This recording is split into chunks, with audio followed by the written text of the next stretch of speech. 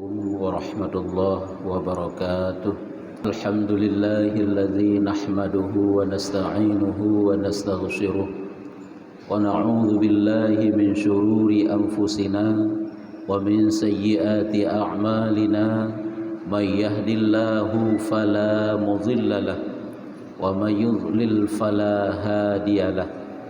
أشهد أن لا إله إلا الله وحده لا شريك له وأشهد أن محمدا عبده ورسوله لا نبي بعده. اللهم صل وسلم على سيدنا محمد خير البرية وعلى آله وأصحابه ذوي النفوس الزكية. أما بعد. Hadirin kaum muslimin, para jamaah Jumat yang dirahmati Allah Subhanahu wa taala. Mari oleh katanya babandum senantiasa memanjatkan puji dan syukur kehadirat Allah Subhanahu wa taala. Allah yang hana priwate sabi-sabi yang dilimpahkan kepada katanya Bambandung segala bentuk curahan nikmat dan rahmat, sehingga dengan adanya nikmat dan rahmat daripada Allah lah katanya Bambandung karena peruh li Allah dalam golongan urung-urung yang beriman, dan juga Allah taala senantiasa membuka kepada katanya pintu-pintu taubat, pintu-pintu ibadah, pintu-pintu ilmu, di mana semuanya ini adalah sebagai perbekalan ke getanya Bambandung di saat getanya menghadap Allah, menutup mata buat selama-lamanya. Selawat dan salam mari oleh getanya Bambandung senantiasa getanya pula getanya kirim. Semoga oleh Allah bakna petruh ke dalam lemung baginda Rasul Nabi besar Muhammad sallallahu alaihi wasallam, dan juga kepada para al dan sahabat beliau sekalian. Kata-kata ketakziman dan keikraman yang pertama sekali yaitu kepada guru kita bersama selaku tungku imam si masjid. Selanjutnya kata-kata penghormatan pula kepada seluruh huruf si kamu Bambandung, guru-guru kami yang telah berhadir dalam rumah Allah yang sangat mulianya. Selanjutnya kata-kata penghormatan pula kepada seluruh badan pengurus kemasjidan, di mana Niba Uro yang sangat mulianya telah mempercayai ulun tuan sebagai pembaca dua rukun al-khutbah. Selanjutnya kata-kata penghormatan pula kepada seluruh hadirin kaum muslimin, para jamaah Jumat yang dirahmati Allah Subhanahu wa taala. Hadirin urusi dan gure-gure Bambandung, para tamu Allah yang mulia. Allah Subhanahu wa taala nakirim Nabi Muhammad ke gedanyo adalah untuk ni sampaikan agama, untuk ni puturi agama, untuk ni amalkan syariat ataupun agama yang disampaikan oleh Rasulullah sallallahu alaihi wasallam sebagai jalan yang terpetunjuk bagi getanyo selaku umatnya. Hadirin yang dirahmati Allah, di antara sekian banyaknya syariat ataupun furuk syariat yang Allah taala yang Rasulullah ajarkan peturi bak getanyo, di antaranya adalah neputuri dunia bak getanyo dan neputuri akhirat, nepu beda dunia dan nepu beda akhirat. Hadirin yang dirahmati Allah Subhanahu wa taala, Rasulullah menyampaikan yang bahawa udip getanyo nyokan selamanya di atas dunia, akan tetapi le getanyo sehingga nata udip, yaitu di sabuh nanggro yang lain di penghujung daripada kehidupan dunia, yaitu nanggro akhirat. Maka dunianyo kan tempat getanyo melalai-lalai dengan sebab senang getanyo, dunianyo kan tempat getanyo melalai-lalai dengan sibuk getanyo. Akan tetapi ingatlah ada hari nantinya di saat kita dipindahkan oleh Allah daripada nanggro dunia yaitu kepada nanggro akhirat. Maka hadirin yang dirahmati Allah, sesibuk apapun kegiatan but getanyo di dalam dunia, ingatlah yang bahawa getanyo na udip singgah di akhirat, yang juga sangat perlu bagi getanyo untuk tak sibuk dro tu bak tamita bekal untuk uro akhirat nantinya. Apabila getanyo terlalu lalai hina udip dalam dunia, maka ingatlah kehidupan dunia hanya sementara, yang getanyo akan taudip singgah selama-lamanya, maka rugolah, maka celakalah yang akan menanti getanyo.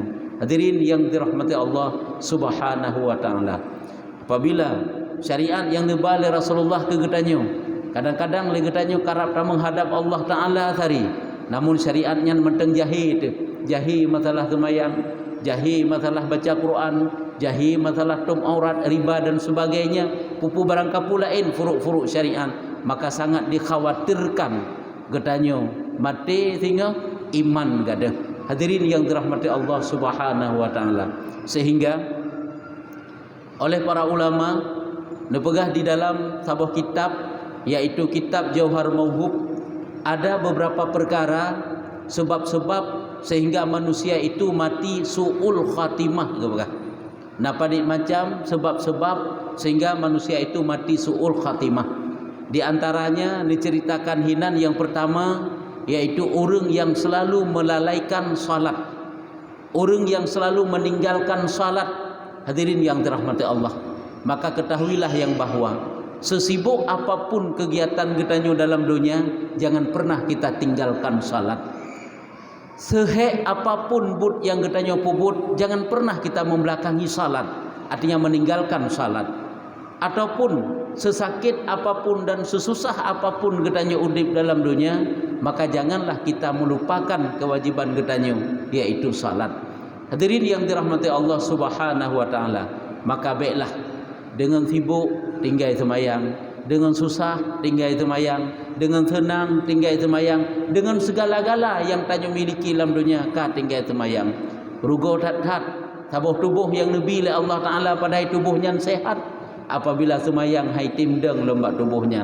Hadirin yang dirahmati Allah, maka baiklah dengan sebab pekerjaan katanya mudah-mudah untuk meninggalkan salat.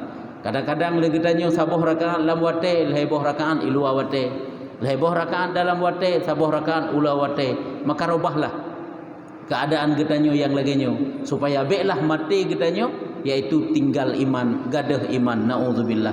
Jadi yang pertama dibegah oleh para ulama, sebab manusia itu su'ul khatimah adalah meninggalkan salat. Rupanya but tinggal semayangnya adalah but yang dapat han selamat iman, but yang han tapi selamat iman, serta mati getanyo mati celaka. Ini yang pertama. Yang kedua, sebab-sebab sehingga manusia itu mati gadah iman kepegah, yaitu minum khamar, minum sesuatu yang memabukkan, nyurupanya pula dapat hilang akal dan akhirnya adalah hilang iman. Ini hati-hati. Bahkan ini telah dibuktikan di dalam sejarah, ditulis oleh Imam Ghazali dalam kitab Minhajul Abidin, yaitu seorang murid daripada Fudail bin Iyad, padahal dia itu seorang yang sangat alim, murid yang sangat taat dari seluruh murid-muridnya, namun mati gadah iman. Sehingga ditanya oleh Fudail bin Iyad, lemah seolah-olah dalam mimpi berjumpa dengan muridnya yang diseret oleh Allah Ta'ala oleh malaikat dalam neraka.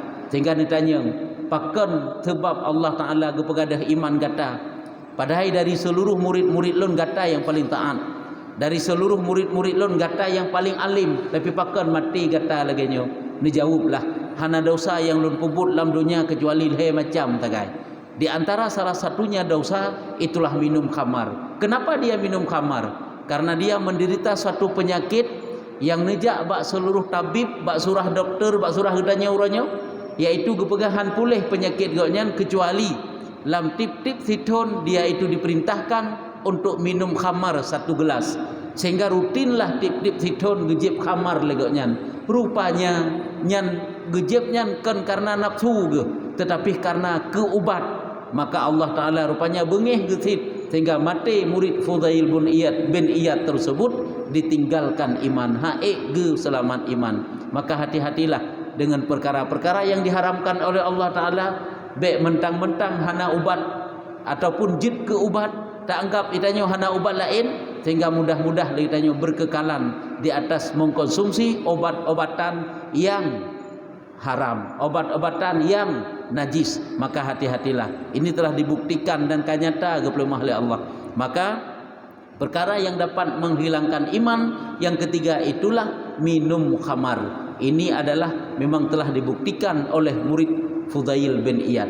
Yang kedua, perkara yang kedua. Yang ketiga, yaitu yang dapat menghilangkan iman lom adalah sebab-sebabnya durhaka kepada dua ibu bapa. Durhaka kepada ibu bapa juga pernah kan dibuktikan dalam sejarah, yaitu masa Rasulullah sehingga hanggadah iman dudo hingga hai tubik nyawang duda baru truk urung si kekenan dan gelak kemah menanlah kejadian di sehingga duda baru mangan bak keluar nyawang ataupun duda baru mangan agaknya di saat menghadap Allah Ta'ala. Ini rupanya akibat daripada durhaka kepada ibu bapa sangat susah di saat keluar ruh, bisa-bisa hilang iman. Maka hati-hatilah. Maka jibek sampai dia getanyo urung si getanyo tersiksa karena tingkah getanyo, urung si getanyo tersiksa karena akai getanyo yang buruk. Jangan. Kenapa?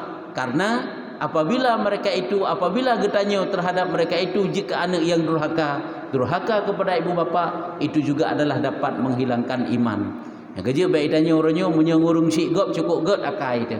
Urung si idra hana tak permen, urung si idra merasa risih, ngurung si idra merasa malet tu.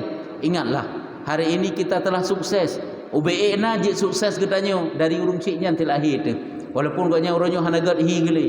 Walaupun gotnya badannya telah bau hari ini, tapi ingatlah dari urung yang hana got hi nyan ke lahir getanyo dan hebat getanyo.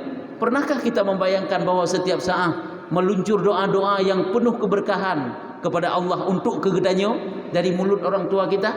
Memang mereka itu tidak pernah menceritakan kepada kita. Kadang-kadang watai dengar gedanyo gemu doa, kadang-kadang dalam perjalanan gedanyo gemu doa, kadang-kadang pokoknya dalam setiap keadaan gemu doa ke gedanyo anak. Namun orangnya di saat anak kana gaji, anak ka sukses, anak ka hebat, anak ka haya, ka masyhur dalam kalangan manusia, lupa kita kepada ibu bapa. Beginikah rendah akhlak kita sebagai seorang anak melupakan jasa-jasa orang tua. Hadirin yang dirahmati Allah, pahlawan yang pertama yang memperjuangkan kehidupan kita tidak ada yang lain kecuali adalah ayah dan bunda getanyo masing-masing. Maka janganlah kita jadi anak yang durhaka kepada ibu bapa. Maka wajarlah Allah Ta'ala gepegat urang yang temerka ngurung si, maka dia mati tidak dapat menyelamatkan iman. Hadirin yang dirahmati Allah, ini yang ketiga. Yang terakhir, yang keempat, diceritakan hinan yang bahwa perkara yang dapat menghilangkan iman ataupun sebab-sebab mati su'ul khatimah adalah suka menyakiti sesama muslim. Ada kehidupan getanya uronyo, kadang-kadang menyogop mangat hana mangat getanyo. Kibancara udep gop bubek mangat gara-gara ulah getanyo nyan baru mangat dibak getanyo. Maka ini hati-hatilah. Perangui getanyo yang bro nyo adalah dapat mencabut ataupun dapat menghilangkan iman getanyo. Baik sampai dengan hadir getanyo manusia lain menjadi risih. Ho yang tadu getanyo memasalah. Tahu kampungnya naik umlasah melehega. Tahu kampung je naik umlasah melehega. Baik sampai lagi nyan. Dan baiklah akhlak getanyo. Jangankan dipegat ke ketua dalam tabuh-tabuh bidung muka anggota hanagat sah. Karena akai dah hanagat peraturan-peraturan yang kai pegat degap jik keruleuh. Berarti tengok anggota. Padahal tanya hana tak diminta saran, tapi jik taruleuh peraturan-peraturan gop. Baik lagi nyo model akai itu. Nyo adalah akai-akai yang dapat menghilangkan iman wate mati katanya. Hadirin yang dirahmati Allah. Sehingga Imam Ghazali dipegah di dalam kitab Bidayatul Hidayah yang sekarang menjadi kitab Jawa oleh ulama, yaitu dalam kitab Hidayatus Salikin ada 3 macam teman. Ngen izin alai macam ke begah. Nyo di antara pembahagian-pembahagian teman. Yang pertama, teman itu bagaikan makanan ke begah. Maka jangan kamu tinggalkan. Dia selalu memperhatikan kamu dalam urusan agamamu maupun dalam urusan akhirat duniamu. Siapa dia? Gurumu, orang tuamu, anak dan istrimu, sahabat-sahabat yang tetap setia dengan kehidupanmu, tetap setia berkawan denganmu. Maka mereka itu adalah bagaikan makanan bagi kita. Jangan kita tinggalkan mereka. Ini yang pertama. Yang kedua, ada sahabat itu bagaikan obat gepegah. Ini juga jangan kita tinggalkan. Atai tanya kahana mandum-mandum ngan tabutukan sabe-sabe, nangan yang tabutukan si gagal, nyan dia itu bagaikan obat. Ube kaya je tanya orangnya. Patai het pagi de kahana tak beut gero tu, tak begat gero tu, tamita te urang gatin, tapi begat pagi katanya. Maka janganlah kita melupakan mereka. Janganlah kita menyombongkan diri terhadap mereka, karena mereka itu adalah kita butuhkan juga. Mereka itu bagaikan obat. Sewaktu-waktu kita butuhkan. Hadirin yang dirahmati Allah Subhanahu wa taala. Yang kulhe nangan gebegah bagaikan penyakit. Nyongen-nyo ke yang you tinggalkan. Bagaikan penyakit. Penyakit itu geyu obati, penyakit itu geyu hindari, ataupun penyakit itu geyu cegah. Maka kita tinggalkan dengan yang modelnya. Terserah katanya yang mana dia.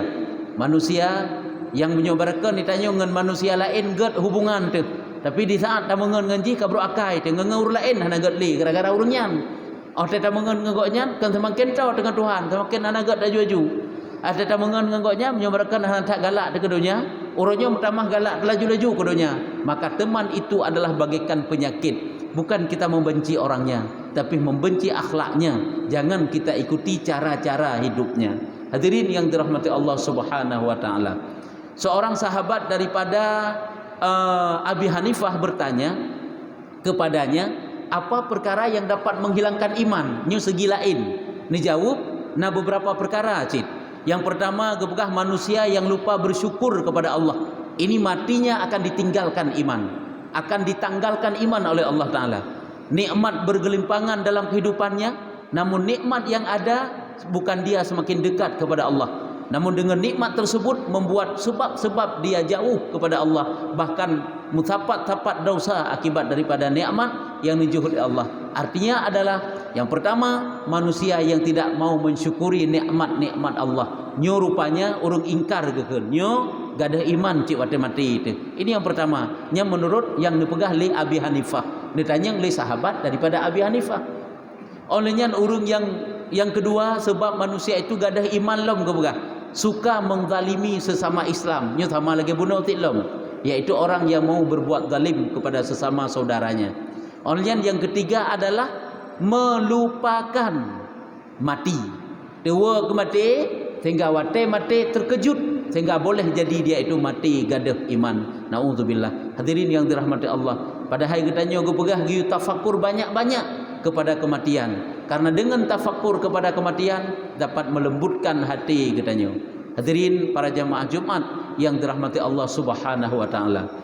Diceritakan oleh Syekh Abdul Wahab Asy'arani tentang kisah Nabi Khidir, di mana Nabi Khidir berjumpa dengan 24.000 nabi, ditanya apa amalan yang dapat menyelamatkan iman. Hana methiro nabi pi dapat menjawab. Sehingga bak sabah wate ne berempaklah dengan Nabi Muhammad. Atau Nabi Khidir nabi yang udah masa Nabi Musa, tapi kehidupannya sampai sekarang. Sampai berjumpa dengan Nabi Muhammad dan sampai sekarang. Hadirin yang dirahmati Allah, bertanyalah Nabi Khidir kepada Nabi Musa, apa amalan yang kita kerjakan supaya diselamatkan iman katanya.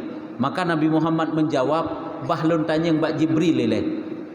Bertanyalah Nabi Muhammad Mbak Jibril, putra ni jawab oleh Jibril, bahlun tanya Mbak Allah dile. Bertanyalah Jibril kepada Allah, maka Allah Ta'ala pun berkata, ini diceritakan oleh ulama, yaitu juga ditulis di dalam kitab Jauhar Mauhub. Apa katanya? Sebahagian daripada amalan yang dapat menyelamatkan iman adalah yaitu melazimkan ataupun membiasakan beberapa zikir setiap selesai salat fardu. Di antaranya apa yang kita baca? Setiap selesai salat fardu kita baca. Yang pertama surat Al-Fatihah, hinan getulis. Yang kedua surat Al-Ikhlas. Yang ketiga surat Al-Falaq. Yang keempat surat An-Nas. Yang kelima ayat kursi. Yang keenam amanah Rasul, akhir daripada surat Al-Baqarah hingga habis ayat, 20 ayat. Olehnya yang selanjutnya yaitu beberapa ayat dari surat Ali Imran, yaitu yang bunyinya syahidallahu annahu la ilaha illahuwa sampai inna dina indallahil Islam. Olehnya selang beberapa ayat juga dalam surat Ali Imran, yaitu qulillahumma malikal mulki hingga akhir, 2 ayat juga. Hadirin yang dirahmati Allah, nyu sebahagian daripada zikir yang dapat menyelamatkan iman gepegah bagi siapa yang mau mengamalkannya, memulazamahkannya, gepelazim ge setiap selesai salat fardu. Hadirin yang dirahmati Allah Subhanahu wa taala. Maka mari oleh gedanyo yang gedanyo sangat mengharapkan bahwa Allah untuk selamat iman, kita tempuh jalan-jalan cara-cara supaya iman kita diselamatkan oleh Allah. Cuma hana mesti ngan wiridnya manteng, bahkan jai lain-lain menuntut ilmu akidah supaya kita dapat menyelamatkan iman, supaya tak turi Allah, tak turi akidah yang betul, tak turi akidah yang salah. Hadirin yang dirahmati Allah, tak tegedi pun lagi tanyo hana sempat tak lakukan zikir-zikir yang kita sebutkan tadi dalam setiap salat fardu katanya. Selesai salat fardu maksudnya, maka janganlah kita tinggalkan pada waktu-waktu yang lain. Sebab itu kadang-kadang sibuk ataupun pulang tak ikut imam kahana gebah zikir yang lainnya, kadang zikir lain yang gebah astagfirullah dan sebagainya, maka antek anjir tidak keun gerot ataupun untuk pihana terempak watai-watai terempak ganjit takun yang inti tak nak pegah putra. Di saat kita tidak sempat selalu membaca wirid tersebut, maka berwiridlah saat-saat kita sempat. Karena apabila dalam waktu sempat kita tidak mau membaca zikir tersebut, maka dikala datang waktu yang sempit, maka tentulah gedanyo hana sempat untuk mengerjakannya. Hadirin yang dirahmati Allah. Padahal Imam Syafi'i berkata dalam satu akidah, dalam satu kaidah adalah mala yudraku kullu la tudraku kullu. Barang yang tidak dapat dikerjakan semua, jangan ditinggalkan semua. Maka oleh gedanyo kerjakanlah amalan semampu gedanyo, ataupun di saat ada kesempatan. Baik sampai watena kesempatan pih danyo hanta tempo but, watai hana kesempatan cit kalebeh-lebeh lam, cit hana cerita juduk ubut. Hadirin yang dirahmati Allah Subhanahu wa taala, mudah-mudahan endo mantang nasihat singkat daripada ulun tuan, semoga saja kita sangat harapkan bahwa Allah taala berselamat iman dan memang gebi jalan ke gedanyo oleh Allah yang tertempuh yaitu jalan-jalan untuk selamat iman. Amin ya rabbal alamin. Alhamdulillahi rabbil alamin. Allahumma salli wa sallim ala sayyidina Muhammadin sayyidil mursalin wa ala alihi wa sahbihi ajma'in. أما بعد فيا عباد الله اتقوا الله حق تقاته ولا تموتن إلا وأنتم مسلمون. قال الله تعالى في القرآن الكريم أعوذ بالله من الشيطان الرجيم بسم الله الرحمن الرحيم قل هو الله أحد الله الصمد لم يلد ولم يولد ولم يكن له كفوا أحد. بارك الله لي ولكم بالقرآن العظيم ونفعني وإياكم بما فيه من الآيات والذكر الحكيم وتقبل مني ومنكم تلاوته إنه هو السميع البصير.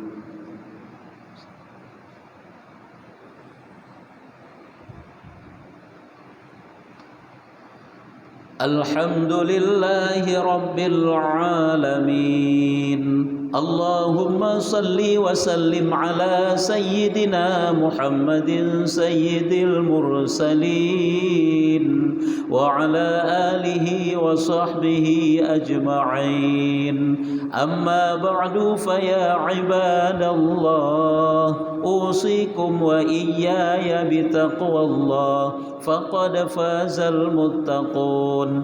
قال الله تعالى في القرآن الكريم أعوذ بالله من الشيطان الرجيم بسم الله الرحمن الرحيم إنا أعطيناك الكوثر فصل لربك وانحر إن شانئك هو الأبتر. اللهم اغفر لنا وللمسلمين والمسلمات والمؤمنين والمؤمنات الأحياء منهم والأموات وتابع بيننا وبينهم بالخيرات. رب اغفر وارحم وأنت خير الراحمين. ربنا آتنا في الدنيا حسنة وفي الآخرة حسنة وقنا عذاب النار ولذكر الله أكبر والله يعلم ما تصنعون.